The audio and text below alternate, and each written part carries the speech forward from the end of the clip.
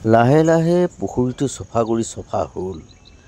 গতিকে পুখুৰীটো চফা কৰাৰ পাছত মাছখিনি যে ইমান ধুনীয়াকৈ যে নাচিছে বাগিছে, এতিয়া মাছখিনিও তাৰমানে বহুত আনন্দ পাইছে এই মেটেকাখিনি পেলাই দিয়াৰ পাছত। কিন্তু বহুত হাবি হৈ আছিল। আৰু যেতিয়া মাছ ধোৱা সময়ত অসমবাসী ৰাইজক আকৌ দেখাম দেই। এতিয়া চোৱাচোন, ৰেনেকি মাছখিনি কেনেকৈ নাচিছে, কপ কপ কাপ কাপ কৰিছে। কমন কাপ, গাছ কাপ, ৰৌ, বাহু, মিৰিকা সকলোখিনি মিলিত হৈ নচা বগা কৰি আছে।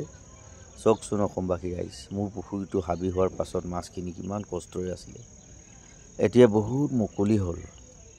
আৰু দেখাম ডাঙৰ যেতিয়া মাছ ডাঙৰ হ'ব ধৰিম, তেতিয়া আকৌ দেখাম দেই অসমবাসী ৰাইজক।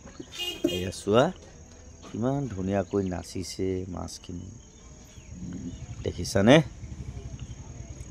এয়া চোৱাচোন কিমান ধুনীয়াকৈ কপকপাই আছে, নাচিছে বাগিছে।